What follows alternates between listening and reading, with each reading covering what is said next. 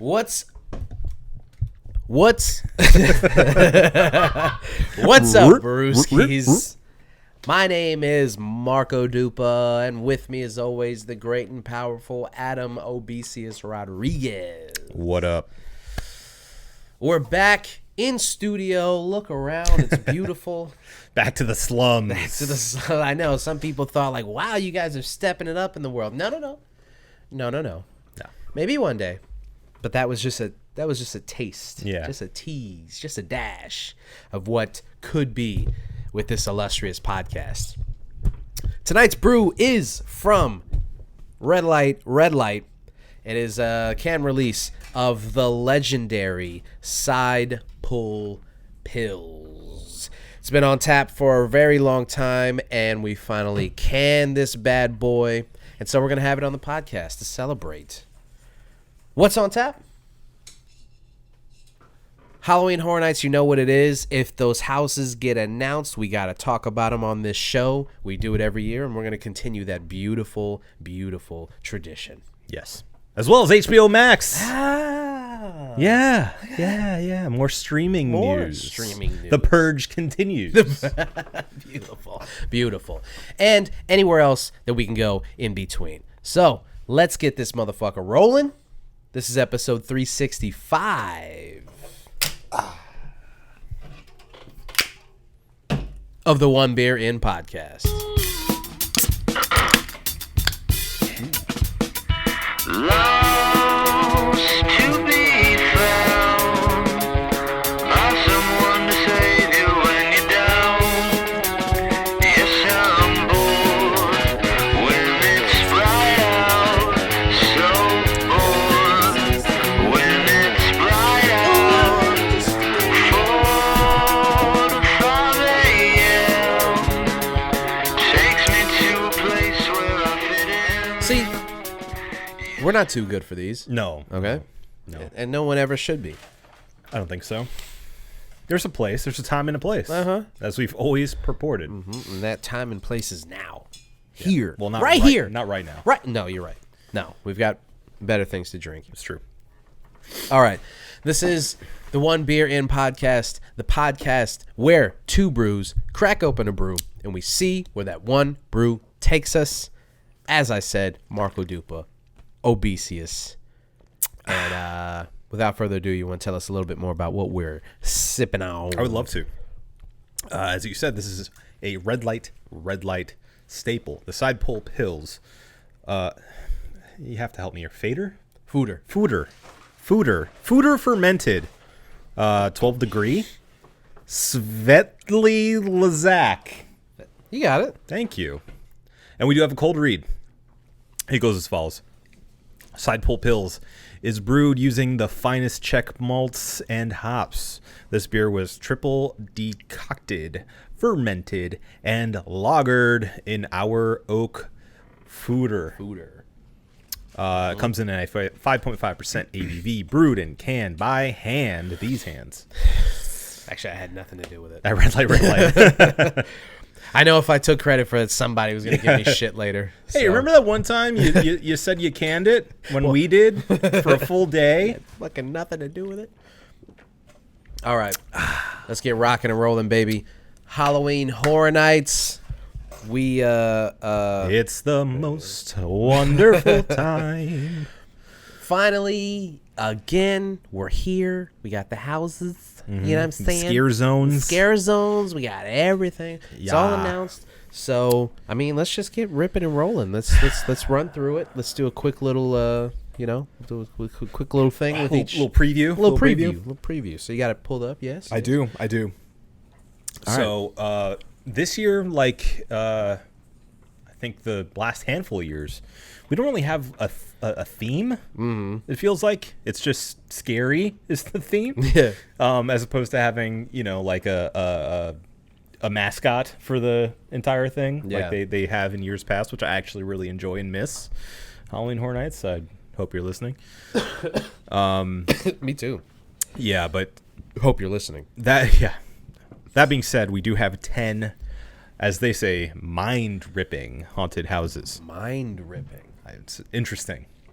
interesting wordage. Yeah. So we have The Weeknd, After Hours Nightmare. That's right. Yeah, did you see his little preview video for that? Yeah, I saw a little preview for it. Alrighty. I mean, weird, but I'm into it. I mean, I guess if you've been following the narrative with his albums closely, this makes sense. If you've just been casually listening to his albums and just like, okay, like it's hard to make the connection here. Yeah. Of like why this makes sense, but it's interesting. Sure. And it's fun and like you know. And this had been rumored for months ahead of time because he is apparently a big Halloween Horror Nights fan. Yeah, that's So- strange. Yeah, Not yeah. strange, but it's This just is like random. yeah, this But- guy from Toronto.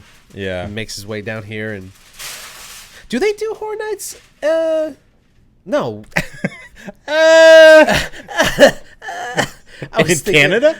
No, not in Canada. No, but they don't do Horror Nights anywhere else, right? It's just Well, you know, I think they've done it in some of the international Universal theme parks. well. So that's what I was wondering. Like they have to But- do it at all the other ones, right? I don't Or think do they. I don't think they do it in all of them because some places don't have Halloween.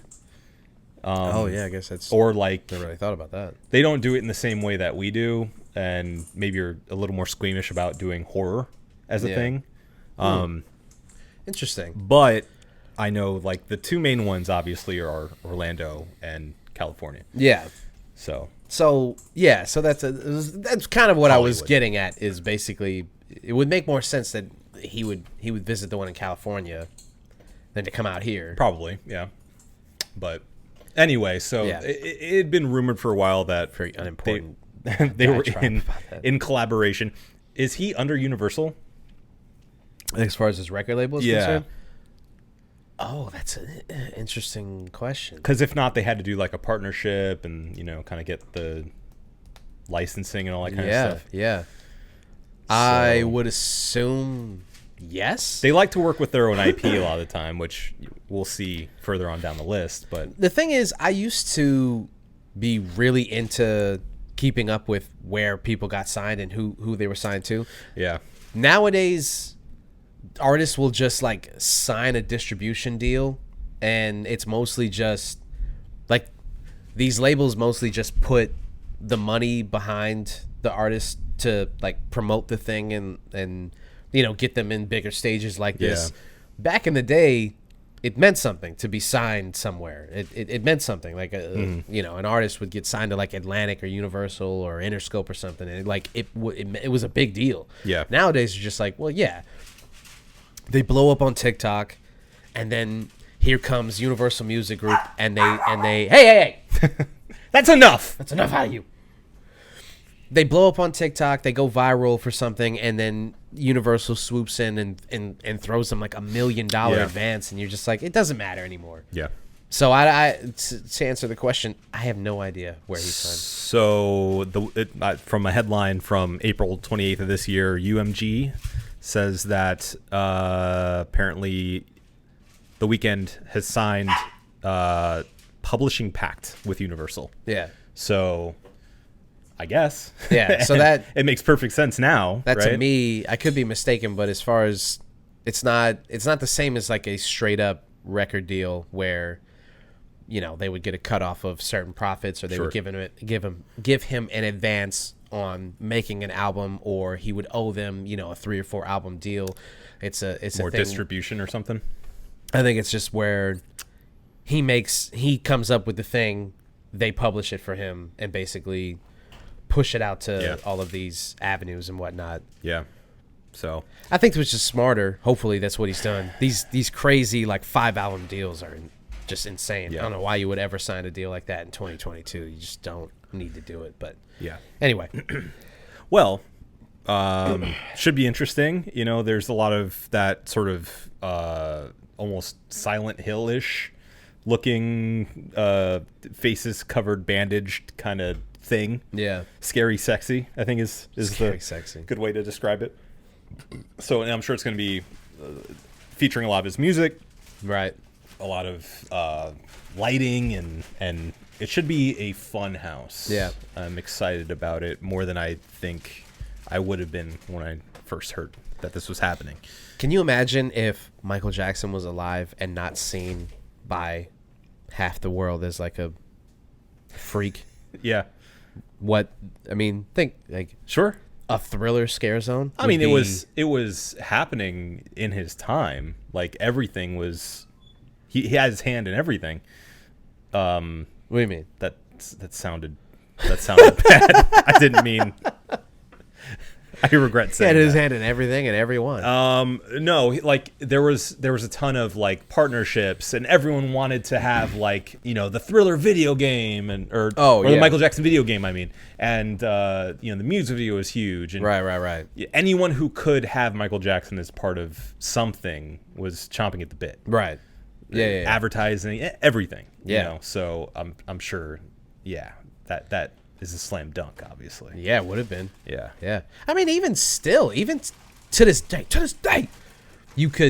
I think you could do a Thriller themed scare zone and people would dig it. You would obviously get a lot of people who are going, he's a pedophile and you shouldn't be celebrating this person. Sure, But of course. that just gets back to the whole like, how much are you gonna profit off this thing versus how much are you gonna placate people saying shit like that? But whatever. Anyway, that's not the situation. That's at not the hand. situation. Fortunately, I'm sorry, I'm going off on these like hypotheticals that have nothing to do with anything. The Weeknd has no allegations that we know of. So No, you know. Yeah, I don't want to juxtapose those things. No. He's fine. Yeah, I mean, so we're far fine. anyway. We're fine. We're Everything's fine. everything's fine. Everything's fine. Anyway, Yeah. Horror Nights. Yeah, it's exciting. I think it's gonna. It looks fun. It looks fun as shit. And I mean, his last 2 albums have been awesome. So yeah. I agree. I agree. So next we have Return to Halloween, the original movie. I'm less excited for this one because they've done the first one and the second one relatively recently. So it just kind of feels like, what are we gonna do this again for? And they say within like the little preview here that it's going to be scenes you've never experienced before in Horror Nights. But I don't know. It just feels like a rehash to me. Yeah. But, Michael Myers, it's cool. Yeah. Then we have another Blumhouse house. This one is featuring their new movie, Black Phone. Oh, yeah. Starring Ethan Hawke. I heard that movie's really good. Yeah, it had a lot of buzz. I haven't seen it yet. I want to. I love Ethan Hawke. Yeah. But it's also a split between that movie and Freaky, which I've sang its praises before. Yes. I think on this show. I think so, yeah. So that's weird. Yeah. It's like it's split. The house is split, or is this a scare zone? No, it's a house. And it's a house. split between that's... Well, in years past, they've had a Blumhouse. I think they've done it like 2 or 3 times at this point. Again, I'm pretty sure they have a relationship. Yeah. Blumhouse and Universal. So they've done in the past 3 different movie franchises within the same house. Okay. So I think before it was like The Purge and I forget a couple other ones. Like Conjuring or the other Ethan Hawke movie, the I don't know what movie the other Ethan Hawke movie. Yeah, with the ghosts and stuff. He looks at the snuff films. I don't think I've seen this movie. Oh my goodness! Oh my gosh! I'm gonna have to look it up. I'm sorry, folks. I know you're screaming at your cell phone right now. Sinister. Yeah. Ah. Okay. You've never seen Sinister?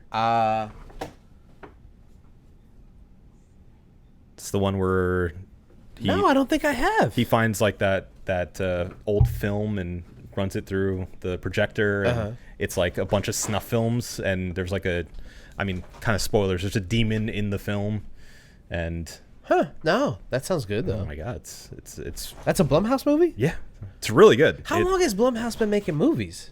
Because that movie's from 2012. Yeah, It's maybe it's not a Blumhouse. I'm sorry. Maybe I'm thinking of a different movie that they had in the Blumhouse triple feature kind of house. But I digress. Yeah. Sinister is a very good movie, though. Yeah. You should watch it.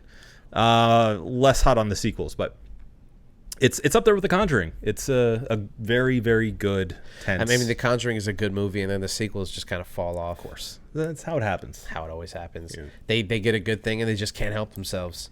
These filmmakers and these fucking studios are just like, well, now you get to make 5 of them. Well, no, and then they lose the director like by the sequel. Yeah. And, he's off making Marvel movies or something. Right.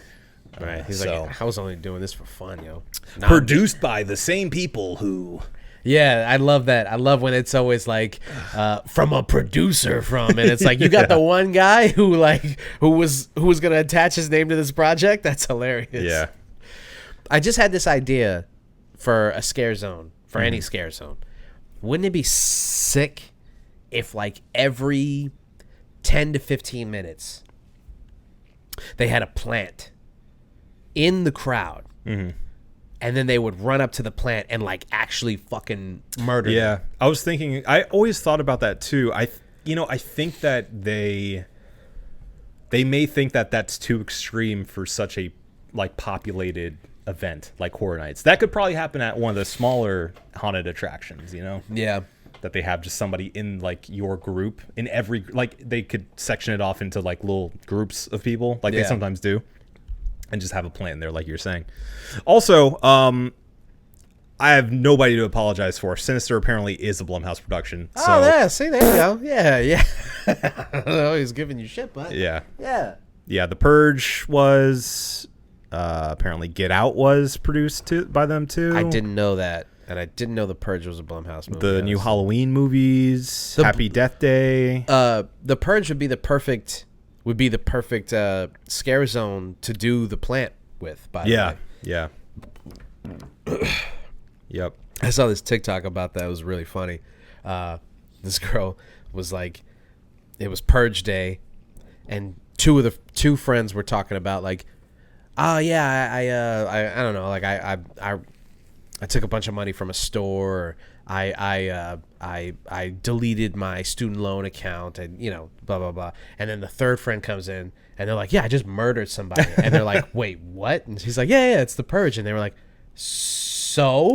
They're like, well, yeah, I mean, there's no consequences. They're like, tomorrow we're still going to talk about this. Right. Which is hilariously the hole in that plot, in the plot of that movie, where it's like, what, tomorrow we're just going to pretend like your uncle didn't murder someone?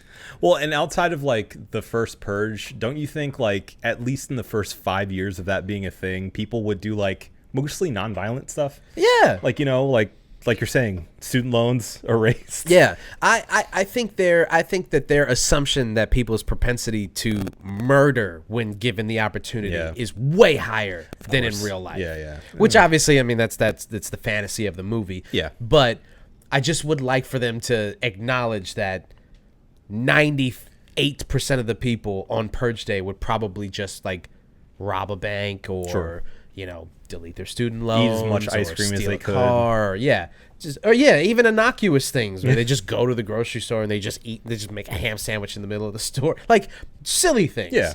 Like, why do we jump straight to murder? It's the Purge, baby.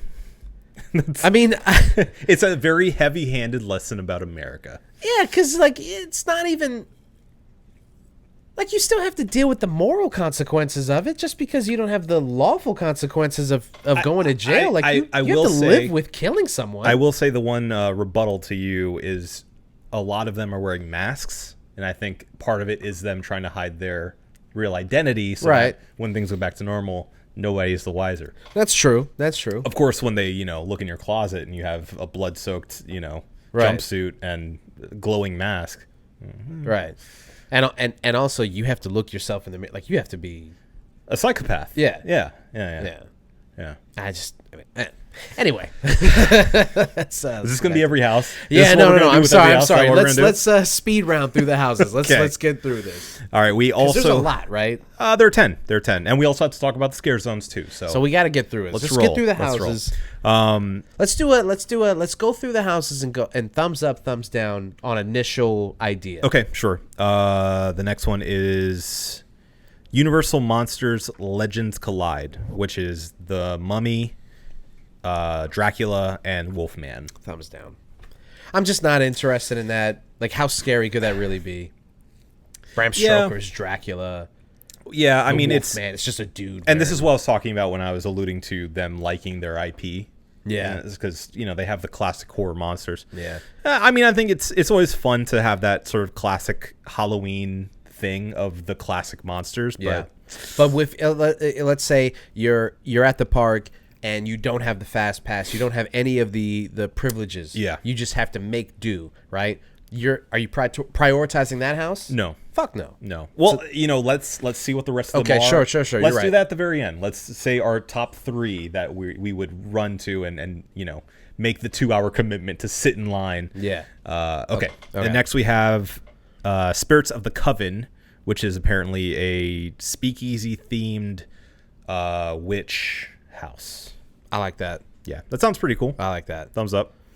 Bugs Eaten Alive. Apparently, this is a 1950s inspired. I think they're alluding it to being a giant bug kind of thing. Okay. Or like a bug infestation in a 50s futuristic home. Okay. So I'm gonna thumbs up that one because that gives me the creeps. okay, yeah. Just from a personal aspect. I'm that gonna just give it a gives me the thumbs up creeps. just because I'm curious how they can pull that off. Yeah. Is it gonna be like just giant puppets and like a bunch of little rubber bugs? Yeah, or hopefully maybe some 4D stuff where like you hear a lot of buzzing and like air spraying in your ears and stuff. They've like got to that. do that, and like water sprays. Yeah. Yeah. Okay. Next we have Fiesta de Chupacabras. This one is not explicitly Puerto Rico, even though it should be.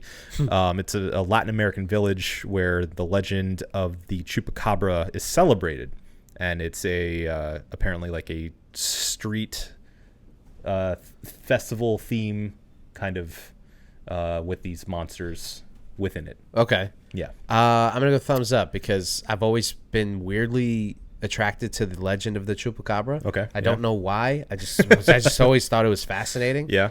And seeing them do that is just I like that. So Yeah, I'll I'm give it a gonna thumbs up. I like representation. Let's do it. Next, we have Hell Block Horror, which is a prison-themed horror house. Pretty much what you expect. I'm gonna thumbs down that.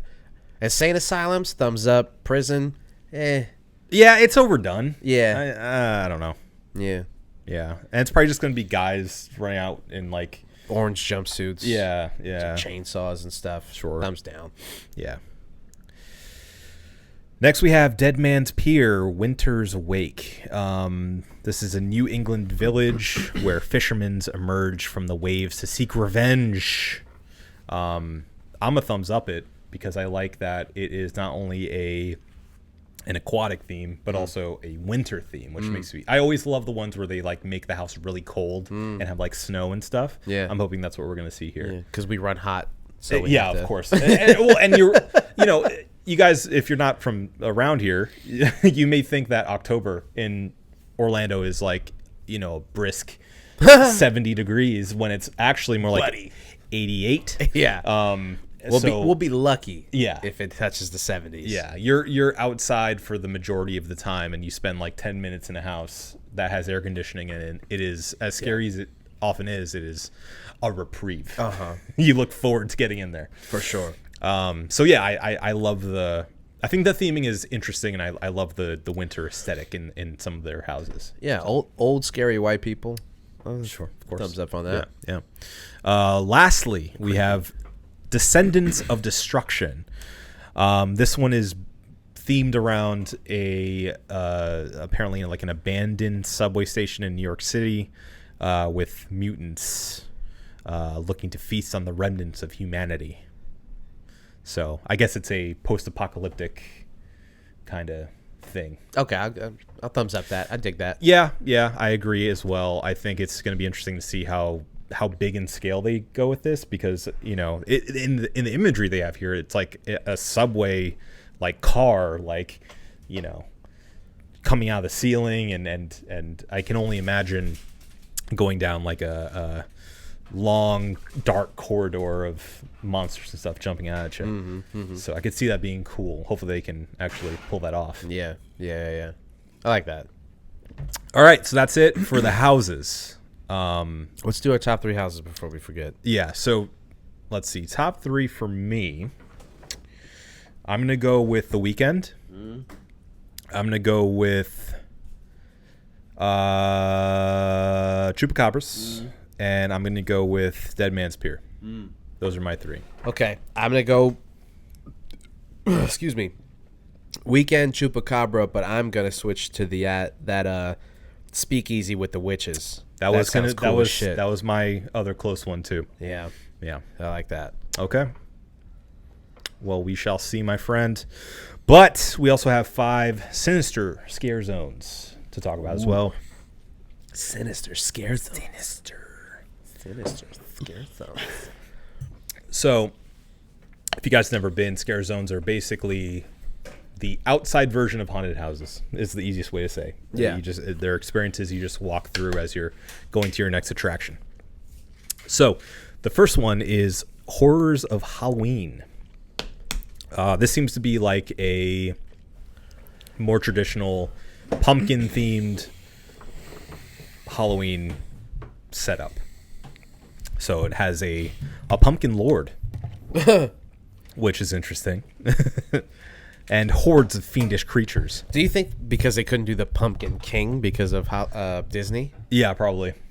So he has to be the Pumpkin Lord? Yeah. The Pumpkin Duke. I'm Lord Pumpkin, Sir Pumpkin.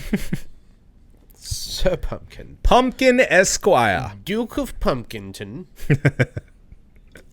They could do that around the Harry Potter area. Oh, yeah. I've always thought that for, as much as Halloween Horror Nights is fucking awesome and how much they, really turn that space into something really fucking sick. Yeah. Not enough Dukes?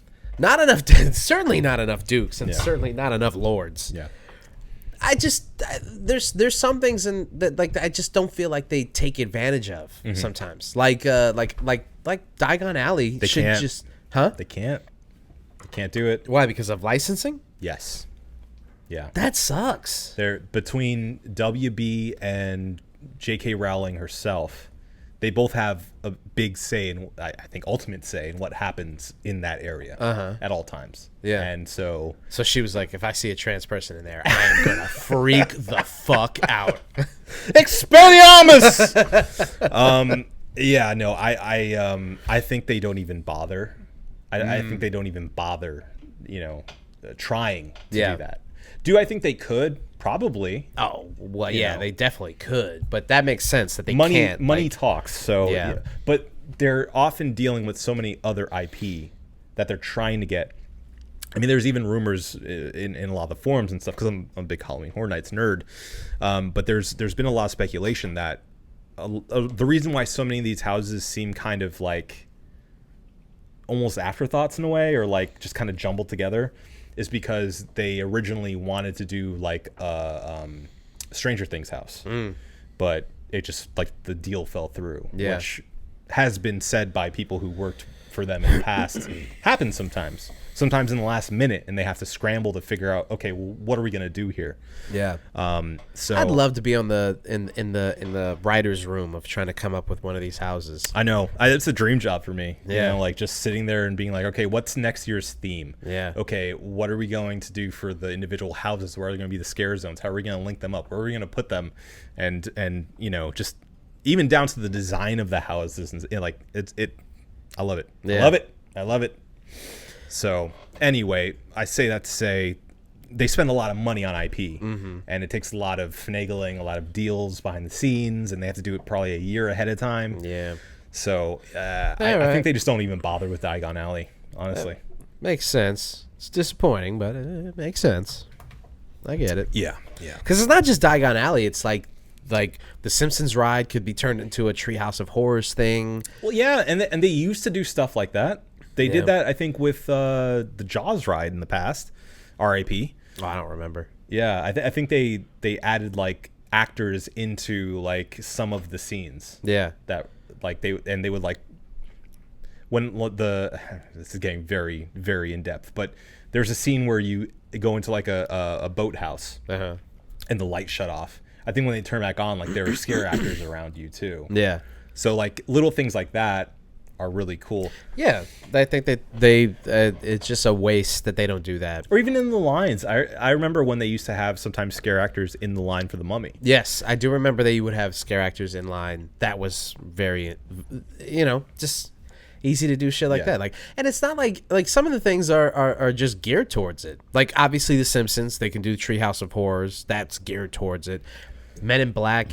Yeah. Is a sci-fi alien thing that they could just very easily transition into. Like just having even that when you're walking towards the ride, there's that area of the Men in Black headquarters where and Bob are sitting there and they're on the computer. You could just have scare actors down there just doing shit. You know? Like you could just have zombies sitting at the desks. Like anything to just darken kind of the lights a little bit. Yeah. Add some different music in there. Just have like, thunder cracks and like, black lights and just weird shit. Like you could just very easily do that. You know? Not to say that I'm not trying to minimize the job that they're doing. Sure. I'm saying like they you could do very a lot. easily do that as if like that's lazy just, developers. Yeah, I'm not trying to say that. I mean, but there are little things that you could do to enhance the experience. I think so. I like the old days.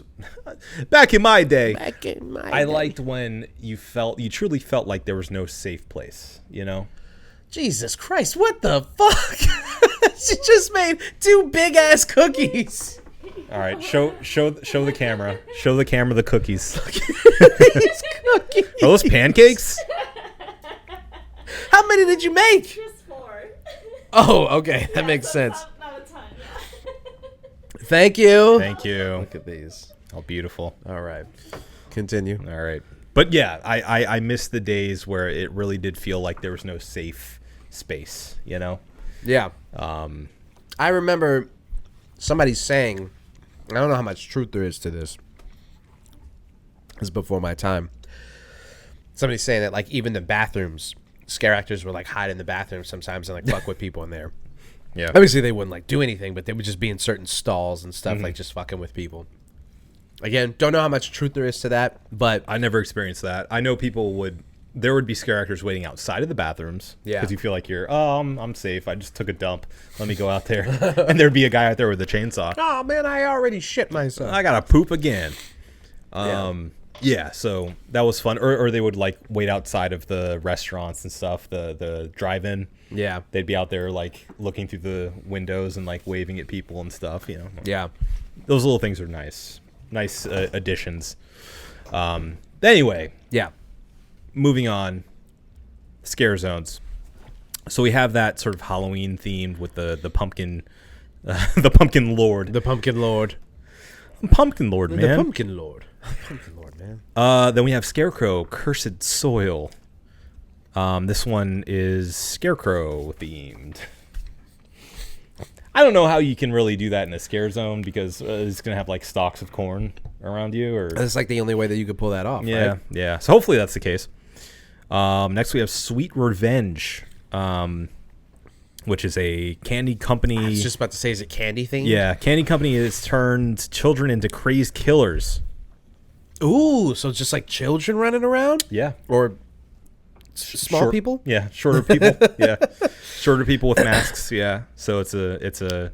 That's creepy. Strangely enough, Children of the Corn style without the corn. I do like that. Yeah, so there's that. Then we have Graveyard Deadly Unrest.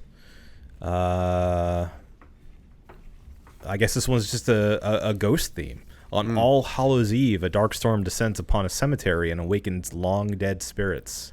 No one living can escape them. So yeah, I think just a general ghost. Okay. Then Conjure the Dark.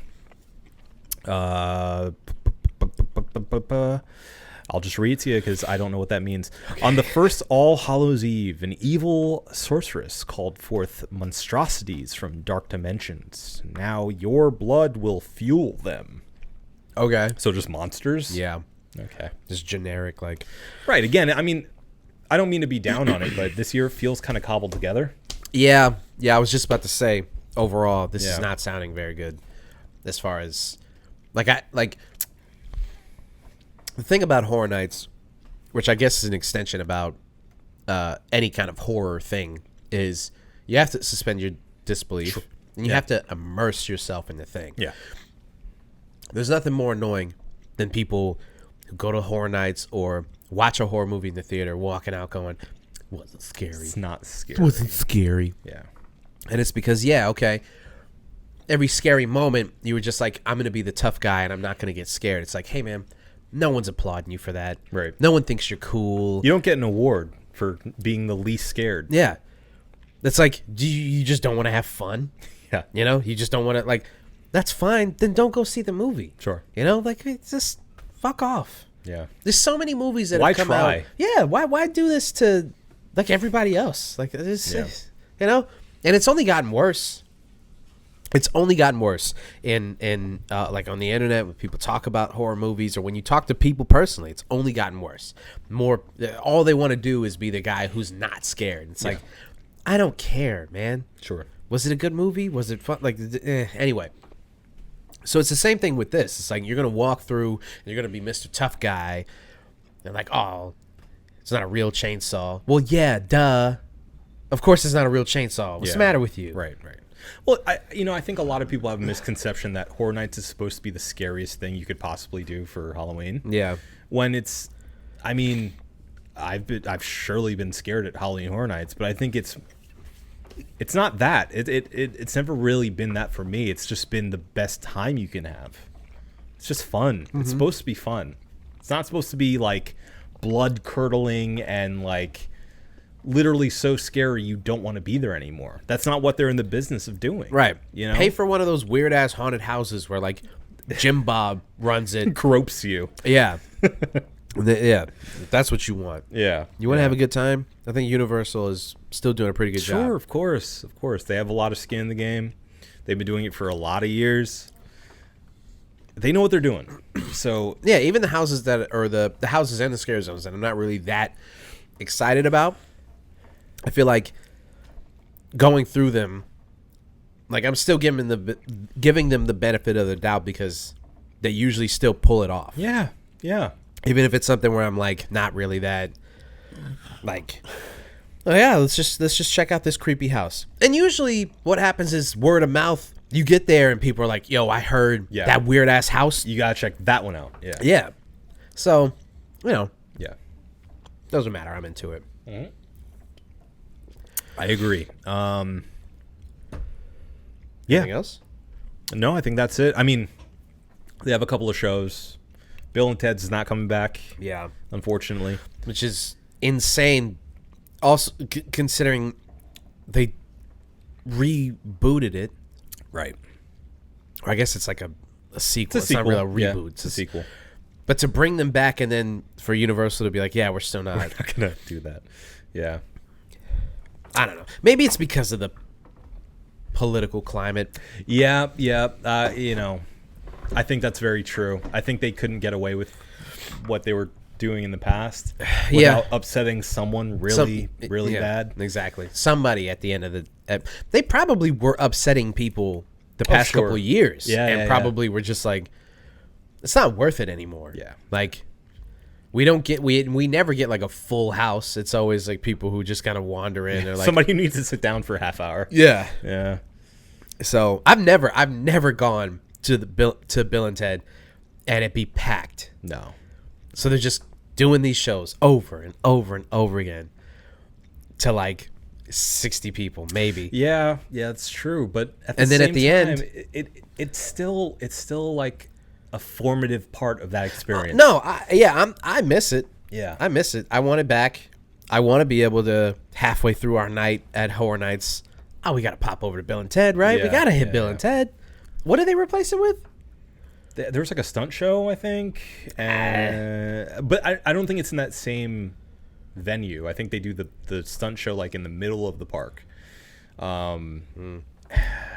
I think this year they're going to be doing like a more of like a horror show, and also the stunt show or dance show or whatever it is. All right, I don't know, but well, we missed out on all the Pete Davidson and Kim Kardashian jokes.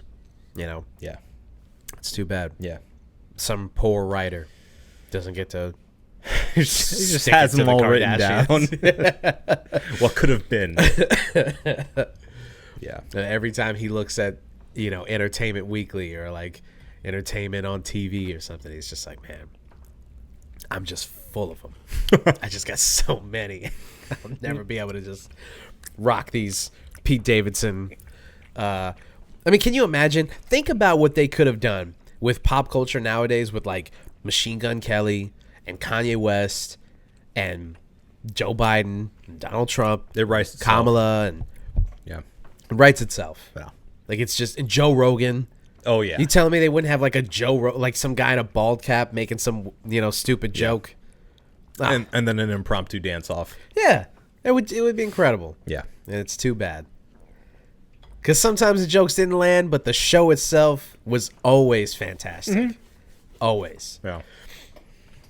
But all right, so I guess all in all, some excitement, but for the most part, it's just kind of like we're gonna go and we're gonna check it out. We got to see it for ourselves. I'm curious to see if it's going to be another situation where it's like they have all the COVID stuff still up.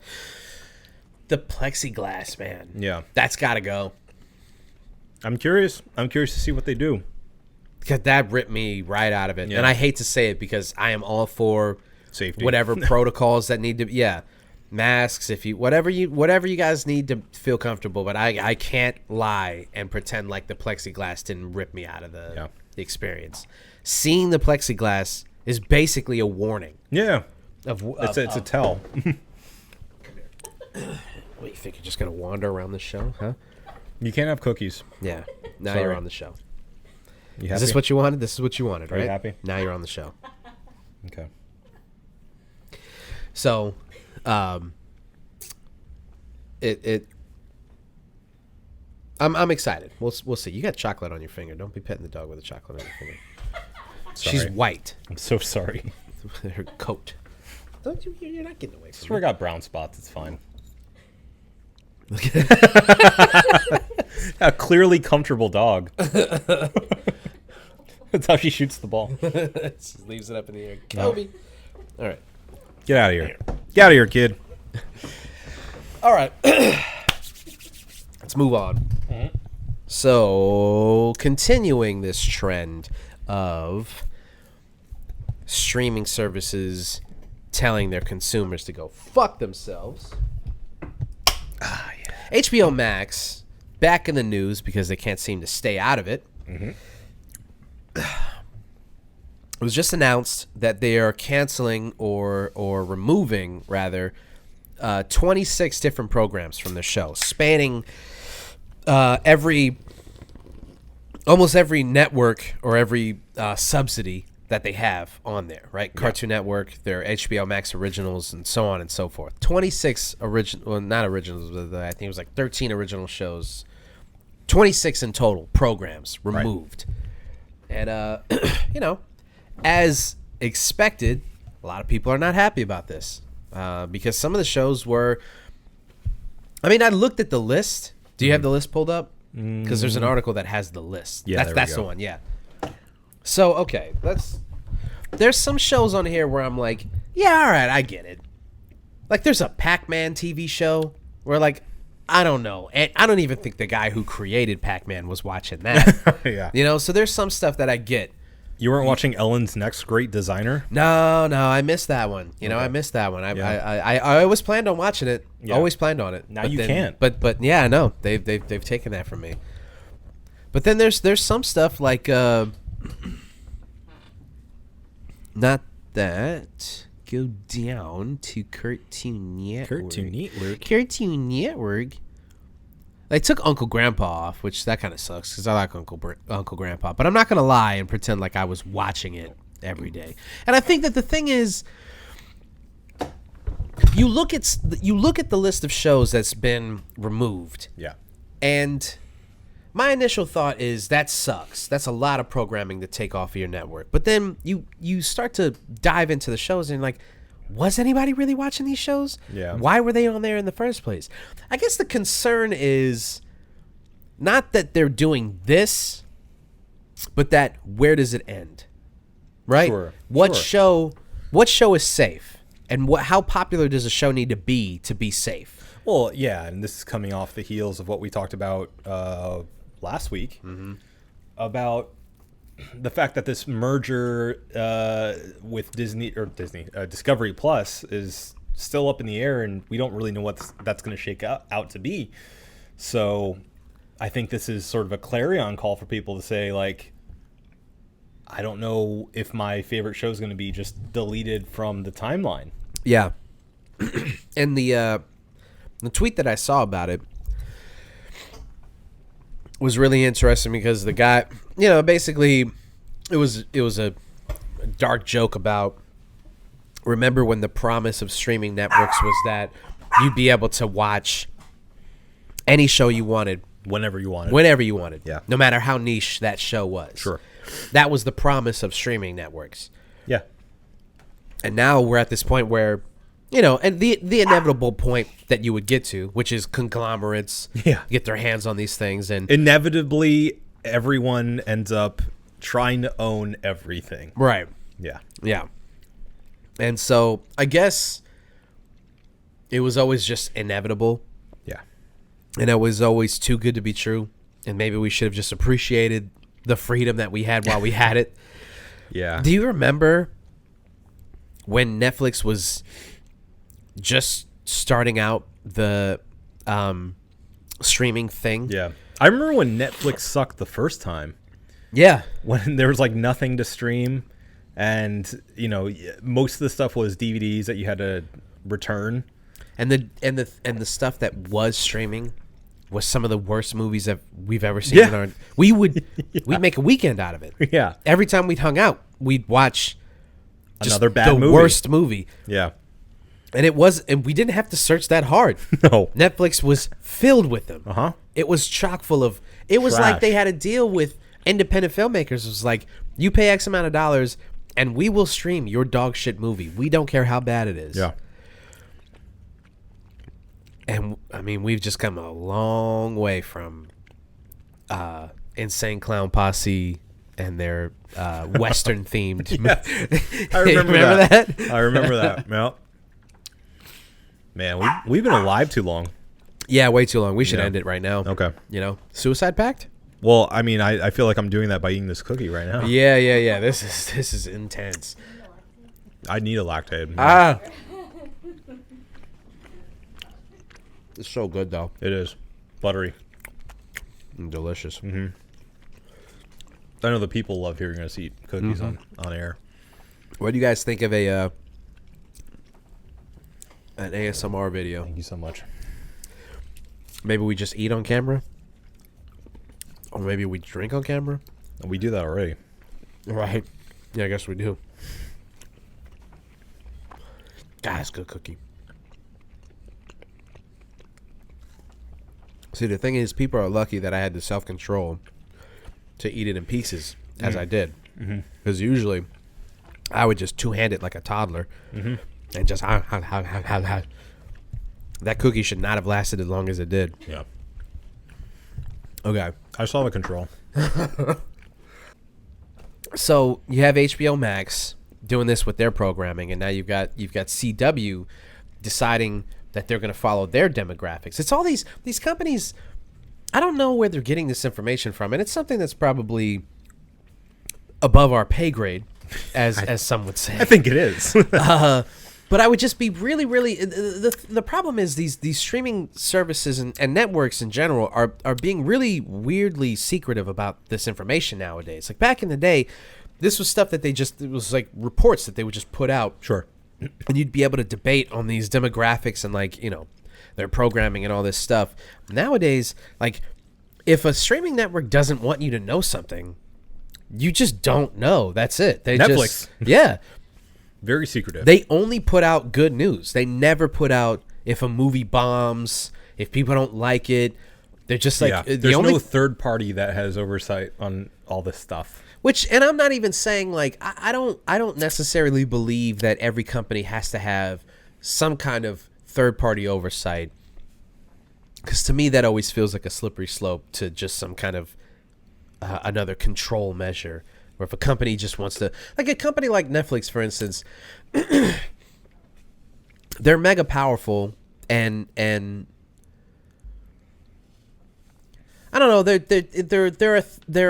they're not the only name in the game at this point. So if you don't like their programming, like, you're not forced to watch it. Just fucking, you don't have to pay for it. So I'm like, to have some arbiter deciding like what is and isn't,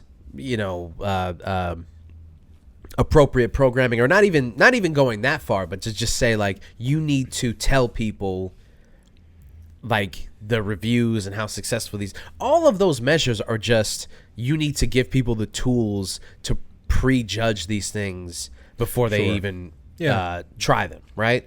Mm-hmm. I do think it's fucked up that they're secretive about the things that don't work. It would just be nice to know, because I mean, even from a consumer standpoint, I'm curious to see what that looks like. But from what I've heard from people who actually have content on Netflix, they have no idea either. Yeah. Unless Netflix wants to share that information with them, they don't know. Yeah. And that's really the fucked up part about it, is them deciding what information they're going to share. Sure. So, which they have every right to. It's just confounding and upsetting that they do. Yeah, and it just fuck, there was a word that I was thinking of. Basically, just, they're no longer reliable. They're no longer a reliable source of information when it comes to like how to judge them objectively. Because if the only information that we get from them is the positive reviews and the big numbers and all that stuff, and you don't tell us when you fail, then we can't. There's no way we can be objective about how we feel. Like, there's no way to measure your success versus your failures if we never see your failures. Right. And don't tell me that you've never had any, because, boy howdy, Underground 6. I mean, I think a lot of people watched that movie, though. A lot of people watched it. Did they like it? Yeah. Huh? Maybe not so much. Yeah. Squeezing me. I don't know, man. I don't know where we're going with this stuff. It feels like it's the Wild West all over again with these streaming services. But the difference is, it's no longer independent filmmakers and producers and all these people who were trying to, create the best consumer experience. It's this corporation versus this corporation versus this corporation. That's what it feels like now. It's just like nobody wins in this fight. Except for whoever has the most money. The consumer is not going to win this. Well, it's coming off as out of touch when you're basing things off of an algorithm that is telling you that we need Chris Pratt and Chris Evans together in a buddy cop movie, right? With Ana de Armas, and then put in Ben Stiller and anyone else who will sign up to be part of this, because you're spending half of your budget on just paying for actors to be on this ensemble when you haven't written the script yet, and it comes out as you guys are getting to set, and you have nothing planned, and it's just like, well, we know that the algorithm tells us that people like Ben Stiller movies and Ana de Armas and X, Y, and Z. So therefore, we'll put them together, and therefore equals mega hit. Yeah. Well, I mean, you could make 1,000 Ana de Armas movies, and I will watch every single one of them. I'm talking about quality. Yeah. But I see what you're saying. I agree. Yeah. I mean, but yeah, no, you're right. You're right. It's fucked up because they're basing these things off of these weird numbers, and it's just like, I mean, even demographics are an outdated way to source that information, right? Because so with the CW thing, I guess I didn't really explain it, but the CW, the network, which they have their own streaming thing. yeah. Okay, because I know they're part of WB. Yeah. Which made me think that they were streaming on. But I don't see a lot of HBO. CW content on HBO Max. Correct me if I'm wrong. I think they have some of the superhero DC stuff, but that's under its own umbrella because it's DC as well. Yeah. So Okay, maybe. I don't know. I don't know if like Riverdale's on there. Well, for instance. networks are creating their own streaming services. So I wonder Sure. how big the CW is pertaining to Yeah. Warner Brothers. Sure. Are you looking it up? Yeah. Okay. While you look that up, the CW, the network. They have their own app, CW app. There you go. Yeah. So they have decided that going forward, they want to entertain the demographic that watches their programming the most. And they've realized, according to them, that they've kind of missed the mark on this, which is they've been creating content that was for teenagers, young adults, early 20s. Yeah. Their demographic is actually the 45 to 60 range. 58-year-olds is basically, like, if you want to hone it in, people in their late 50s, early 60s are the ones who are watching the CW network, Right. which is really interesting for a number of reasons. Number one, for years, their content has been these fringe superhero movies or TV shows and young adult dramas, and then weird shit like Riverdale and stuff. So it's incredible, if you believe this on its face, Sure. that for years they have been creating programming dedicated solely to the 18 to 25 demo, Yeah. knowing that their demo was actually late 50s, early 60s. That's an Yeah. insane thing to think Right. about if it's true, Yeah. right? That seems like a huge whiff. Yeah, tremendous whiff. Yeah. Tremendous. Now, They don't have a Jag on there. no, exactly. No NCIS. Yeah. Jag. Oh, man. Ugh. Yeah. So now, in this year of our Lord 2022, the network is deciding to pivot to creating programming dedicated to that demo, which we might see a Jag reboot at Sure. that point. Yeah. It's just kind of like, well, first of all, what were you doing this entire time? And second of all, like, where are you getting these numbers? Because on the one hand, if you're looking at your demo and going, the people who watch this are at this age, therefore we need to make programming dedicated to these people. Okay. Simply stated, that makes sense. Right. But there's a number of holes in that, right? Yeah. Number one, the tweet that I was referencing off camera, which is that somebody made the point that the people who, like the young adults who watch those TV shows, probably don't have CW accounts or pay for cable or Right. live on their own. Yeah. So, of course, your demo is going to be skewed by the people who actually own these things, which is parents, older adults. Yeah. Number two, who's to say that a 60-year-old doesn't want to watch Green Arrow? Sure. Yeah. If your programming is popular, it's popular for a reason. Why are you looking at this outdated thing such as the 18 to 25 demo? It's funny you say that because I've watched a lot of Green Arrow, and I think it would hit that demo pretty well. Yeah. It is this almost throwback of a show that is serialized and very easy to consume, very easy to jump right into. Yep. Old people love that shit. Yeah, lots of action, hero or monster of the week kind of stuff. Yeah. Watch an episode of fucking CSI Miami. Sure. Yeah, I mean, Tell me you don't know everything that's going on. it's not dissimilar is what I'm trying to say. But yeah, I mean, I also want to bring up the point. that maybe that's why. I mean, of course, money is the main thing here, but maybe that's also why Netflix is trying to push for people to have their own individual like logins, so that they can better understand their demos. right? Uh, Maybe that's another element to it, an added bonus. Obviously, money is the primary one. Yeah. But it also adds to, okay, well, each individual person has their own specific login and they have to put in their age or, whatnot. Yeah. And Yeah, I don't know if because my friend who it's his Netflix account, he has like 5 of us on there right now, and I don't know if they asked him for like age and all that other like personalized information. Yeah. I think he just put our names on the thing, and I mean, they very well could just do that for each like profile you make yeah, and just go off of that. Yeah, they instead of could. making people. cracking down on people. Yeah, right.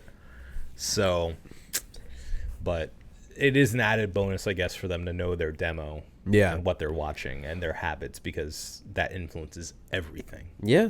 But it just really sucks because these networks and these conglomerates and all this stuff, they base their decision making off of the majority of like, all right, can you imagine being a faithful viewer of the CW as like an 18, 19-year-old and they're like, sorry, more old people watch this network than you do, so we're going to cancel Riverdale. We're going to remove all of the shit that you liked about this, and we're just going to do the Jag reboot, and then we're going to and then we're going to play like men of a certain age and Learn to love Jag. and we're going to play Everybody Loves Raymond reruns. You know what I mean? Like, Cheers. What a again, another whiff, another missed opportunity of like, okay, why don't you attract a wider demo? Why would you tell the demo that's actually, it's just, I don't know. I would don't hope know. they'd be wise enough to diversify and have something for everyone. But it doesn't feel like that. It feels like it feels like a lot of times these companies recently, especially, it's like they want money now. They want to make the money now. They're not worried about the long term. It feels like these CEOs get in and then they're like when there's a takeover of a company and they're like, oh, we got a new CEO and a new CFO and all this stuff. This is how these things are going to go. They're like, this is how I think that this company should be run. Yeah. And then you look at it and it's like, well, yeah, I mean, that's going to give you a big boost for the next 5 years. But what about the rest of the, Yeah. because you're going to focus a demo on the 60-year-olds, but those 60-year-olds are not going to be watching TV for the next, well, then again, maybe they are going to be watching TV for the next like 20 years. That's all they're going to be doing. Yeah. I don't know. Just, I don't think. Just sit pop in front of the TV and just let it keep playing. Yeah. My grandfather, all he does is rewatch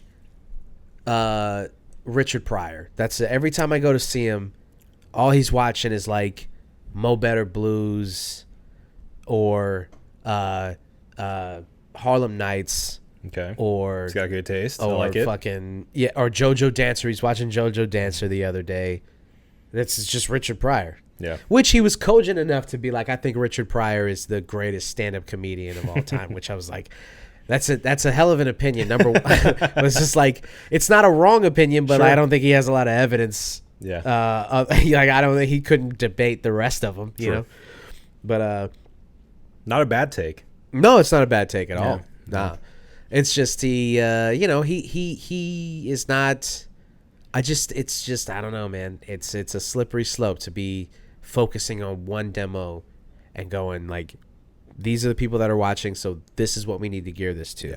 It's like maybe, but maybe not. Maybe we are in uncharted territory where people from all kinds of demos are watching all kinds of shit. Yeah. Families sit down and watch these terrible network TV shows, Sure. 60, 70-year-olds are watching Better Call Saul, but also early 20s are watching Better Call Saul, Yeah. People are having these conversations online, and these conversations are being had between people of all ages who are watching these things at the same time. Event viewing is for everybody. Yeah. You can't name a fucking soul who was old enough to turn a fucking TV on that wasn't watching Game of Thrones when it was hot. That fucking season 4 to season 6 That's what run. I was going to bring up is like, look at yourself as an example.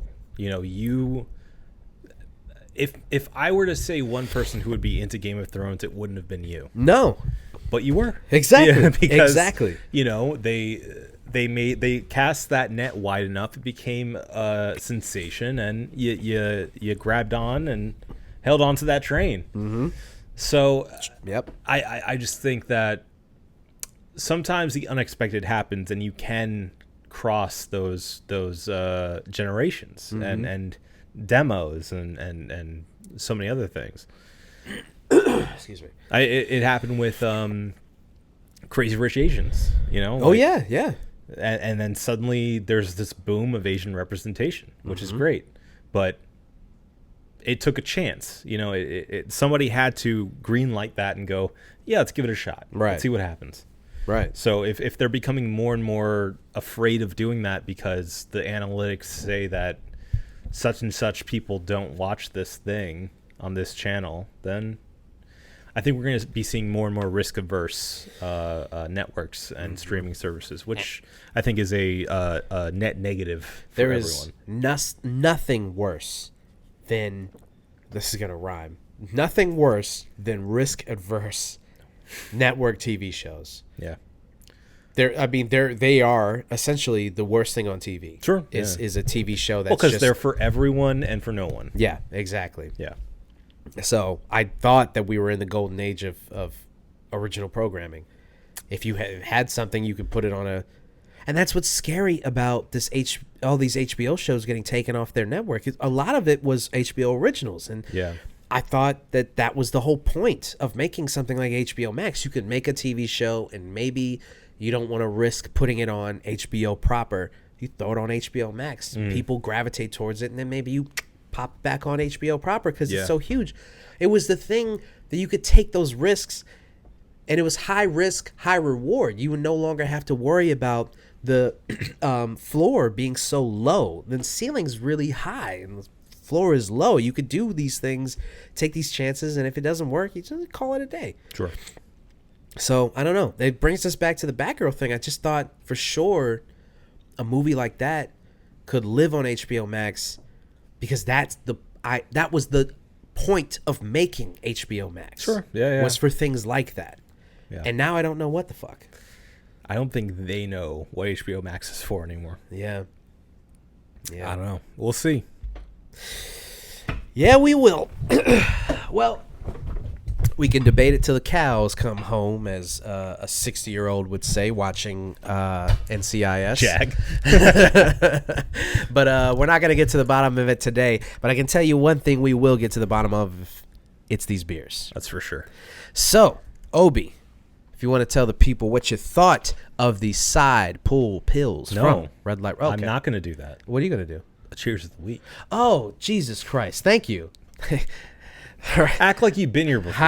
Yeah, I mean, we're doing it for a couple. I got nothing for you. All right, my cheers of the week, which has been actually tough. I have two. I have two in my mind. I'm not going to say both because that's cheating. My cheers of the week is going to Better Call Saul. Because he mentioned it. Timely. So I just want to identify that and mark that Better Call Saul just ended. Yeah.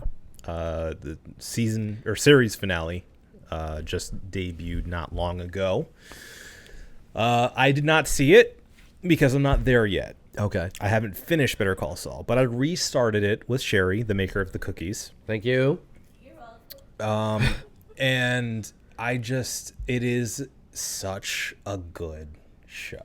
Mm-hmm. And I don't think enough people watched it. I think a lot of people maybe got turned off by kind of how slow it starts and how much time it takes to kind of develop itself and how many mysteries there are in the show itself. Yeah. I think that turned a lot of people off early on, but just hang on. Like, it is fantastic TV. Yeah. And isn't that what Vince Gilligan does? Yes. Yes. Trust in Vince Gilligan, please. But I've seen some people even. I can't speak to this obviously, but I've seen some people saying they like it even better than Breaking Bad. Yeah. So the talent's there. I've definitely seen it. Yeah. It actually it's run longer than Breaking Bad did, which is funny. Yeah, Breaking Bad was 5 seasons. This was is 6. 6, yeah. Yeah. I think. Yeah.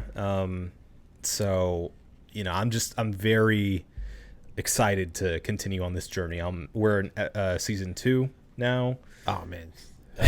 Yeah. You gotta avoid those spoilers. I know. I've been trying to stay away from anything having to do with it, which is hard on Twitter. Yeah. But yeah, it is a fantastic show. Highly recommend it for any fan of Breaking Bad, and I mean even beyond. Yeah. It's great acting, some really good storytelling, and just it's filmmaking. Like the way that it's shot is beautiful. Yeah. So, check it out. All right.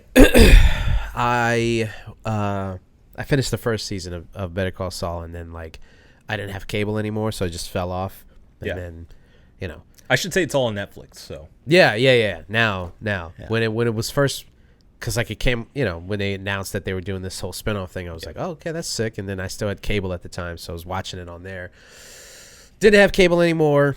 And then they started putting it on Netflix, but I was like, I'm too far behind. Yeah. It's just one of those things where you're just like, am I going to catch up? Yeah. Then you start hearing how good it is. And maybe I should. Now I'm so far behind. I basically have to restart it from. You should. I want to. I'm probably going to, because just give me something to watch. Yep. I don't have anything to watch right now.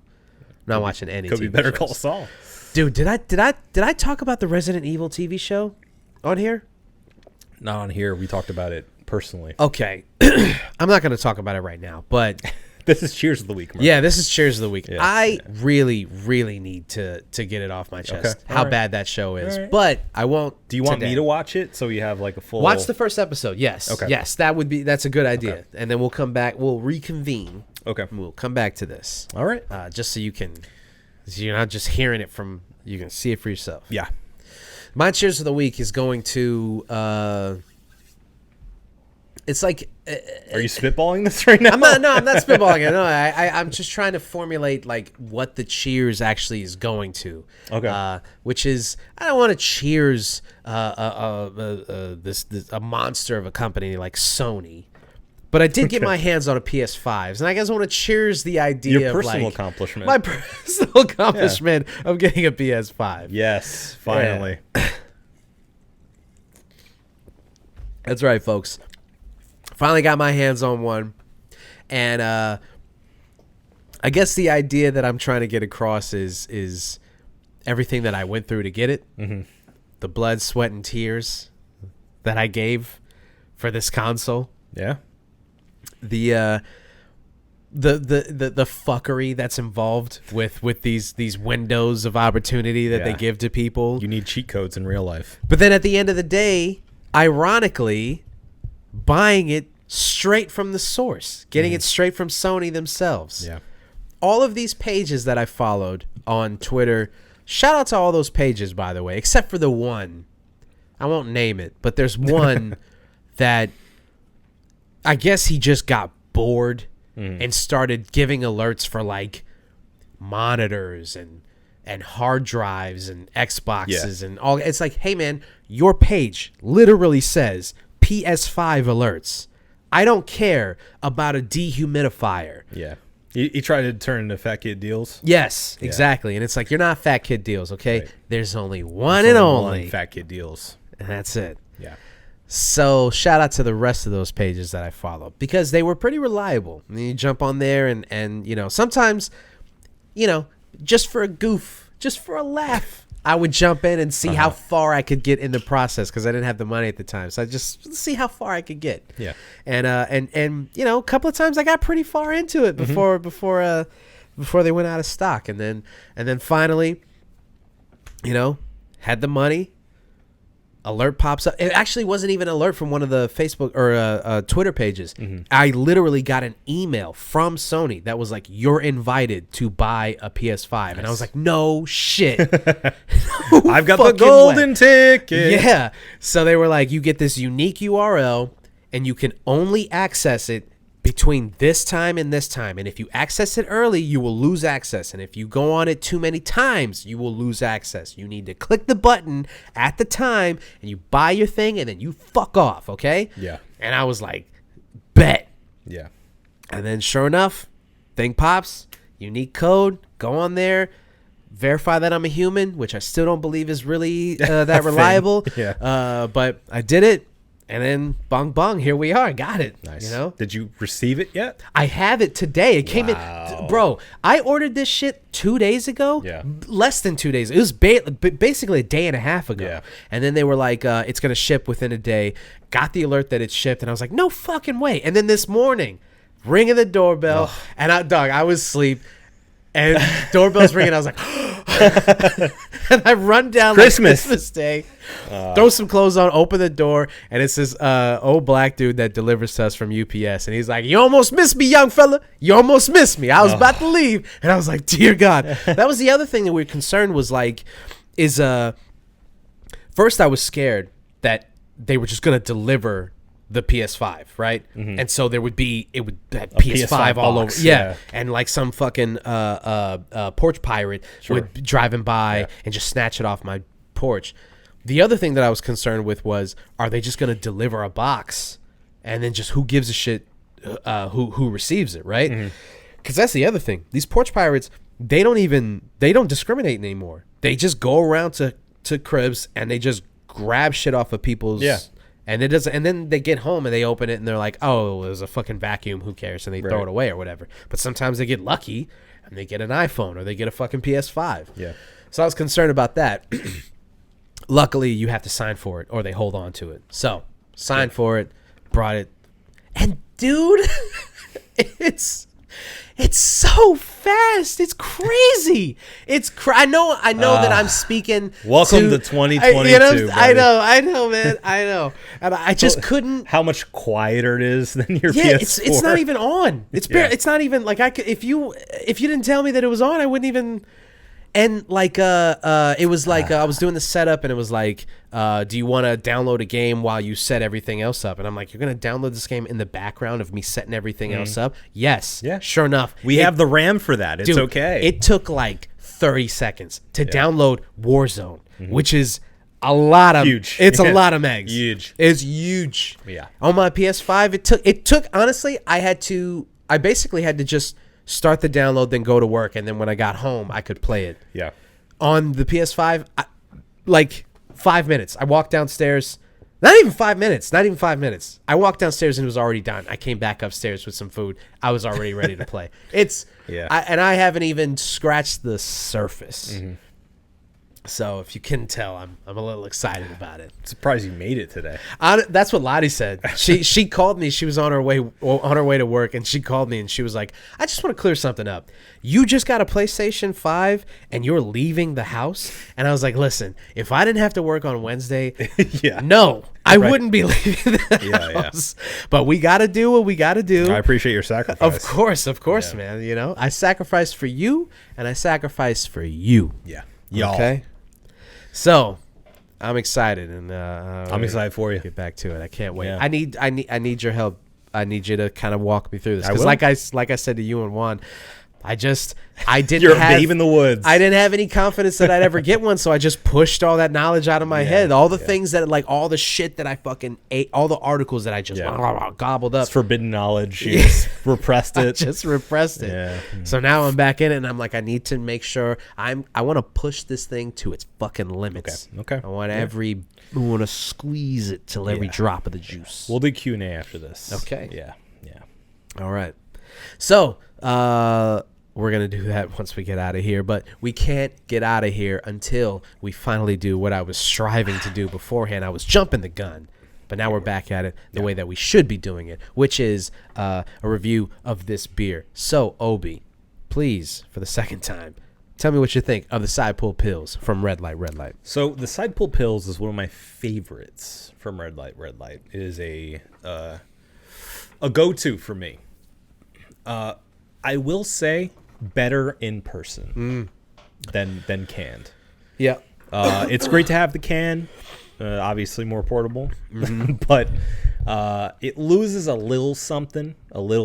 Yeah. I think it makes the bitterness kind of ratchet up a little bit more than it is in real life at the source. And I do miss having the smooth option, you know? Yeah.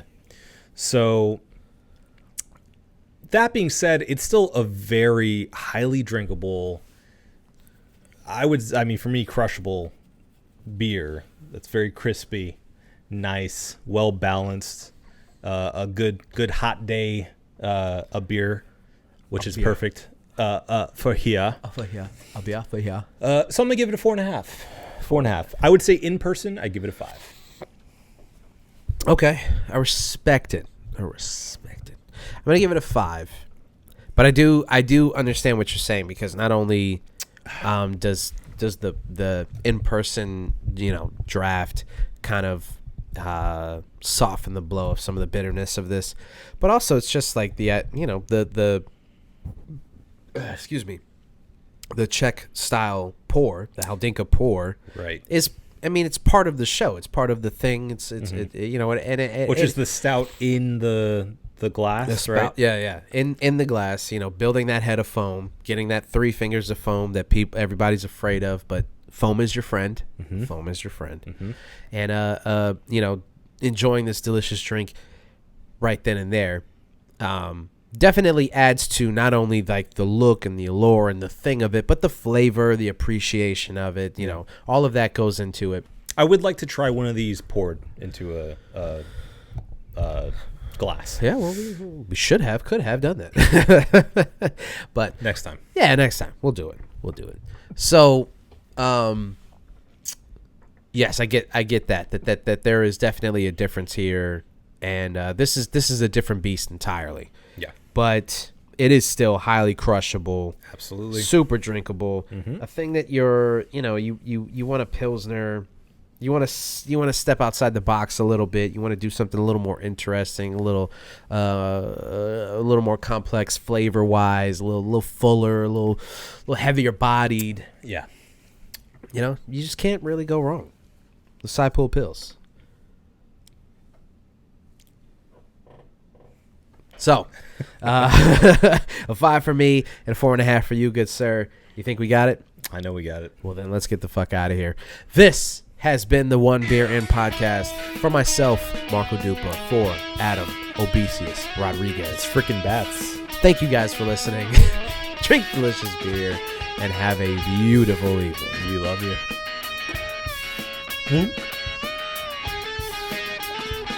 Ah.